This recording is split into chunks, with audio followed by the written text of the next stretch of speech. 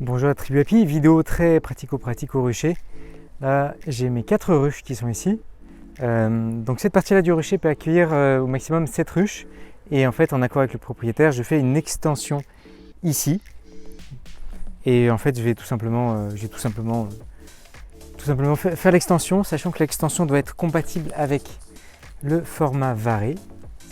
Et le format varé c'est des plateaux qui sont beaucoup moins profonds. Donc voilà, l'idée c'est d'arriver à proposer un support qui soit adapté pour la varée.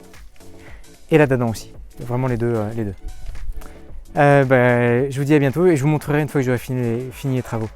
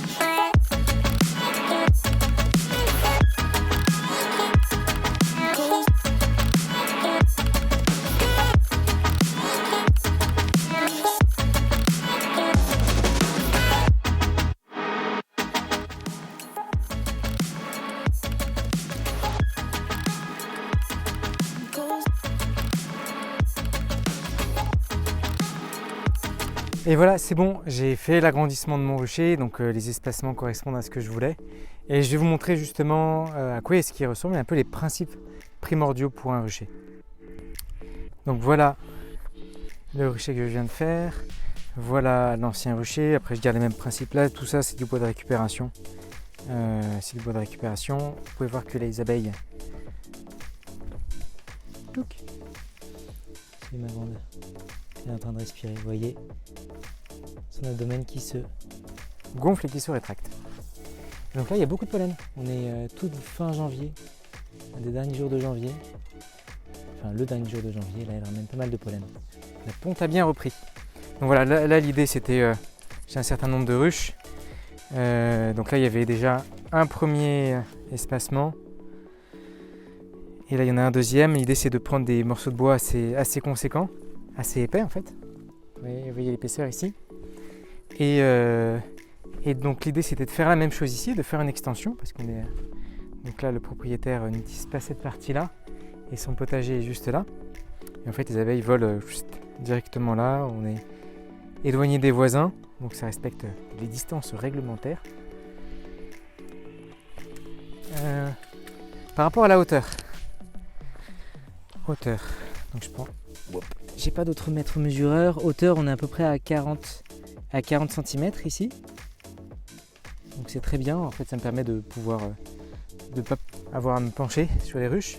Donc là, c'est un plateau varé. Donc les plateaux varés font 40 cm. Si vous regardez là, du début jusqu'à la fin, ici 40 cm. Donc l'idée, c'est de pouvoir mettre des varés ici ainsi que des dadans. Là-bas, c'est un plateau dadans. Et ce qui est bien, c'est que là, il y a une inclinaison d'environ 3 degrés, 6 degrés ici, donc du coup c'est bien pendant l'hiver afin que l'humidité s'écoule par ici, enfin vraiment que l'humidité puisse s'écouler. J'ai cloué des 2 poutres comme ça je suis sûr qu'avec les manipulations eh bien, ça ne s'écarte pas et ça ne fout pas le camp. Alors, moi je suis sûr de travailler sur de solides. Ce rucher derrière il doit avoir 1 ou 2 ans, je pense. Et vraiment c'est vraiment stable.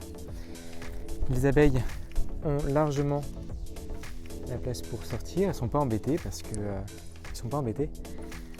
Et juste quand je vais observer devant les planchers, où là ça peut être un petit peu gênant. En tout cas, voilà le principe.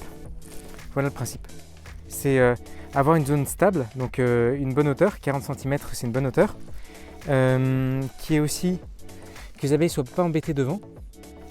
Après, respecter une certaine hiérarchie pour les couleurs. Un bon espacement, donc là c'est bien de faire jaune, jaune, bleu. Là c'est de l'huile de tongue et là aussi, par contre, il faudra qu'à un moment je les écarte ces ruches là au fur et à mesure. Mais l'idée ça serait d'alterner les couleurs afin qu'il n'y ait pas de dérive. Dérive, c'est-à-dire des abeilles qui viennent d'ici, qui vont ensuite ici, et donc du coup il y a une dispersion de varroa et de toutes les maladies qui peuvent exister pour l'abeille. La loque américaine, la loque européenne. Donc voilà un peu les principes. Et ce qui est bien, c'est que donc là j'ai les plainteaux et parfois s'il y a un petit écart, et bien tout simplement je prends des ardoises ici. Paf.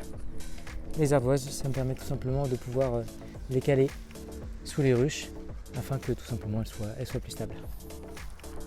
Et voilà, merci d'avoir regardé l'agrandissement du rucher. Donc oui, j'ai de quoi accueillir les 10 ruches que j'ai prévu d'avoir cette année. Il y a vraiment l'espace qu'il faut avec les 2 varées. L'idée c'est d'avoir 10 ruches dont 2 varées. Le reste en dadans, en ruche ou en ruchette, ça dépend. Et voilà, l'idée pour ce rucher là. Donc ce sera un rucher de 10 ruches. En tout cas, sachez que si l'apiculture vous intéresse, j'ai 2 choses à vous dire. La première chose à vous dire, c'est que je sors une vidéo par semaine sur les fondamentaux, sur l'abeille et l'apiculture. Donc je vous invite à regarder cette série de vidéos. Je vous mets la playlist quelque part en haut. Et la deuxième chose que j'aimerais bien vous dire, c'est que si vous voulez commencer l'apiculture et vous ne savez pas par où commencer, en allant sur mon blog mespremiersruches.com, je vous mets à disposition un guide de 37 pages où vous apprend les erreurs à éviter en commençant l'apiculture et je vous donne vraiment les premiers pas à faire. Sur ce, à bientôt, la tribu Api. Ciao.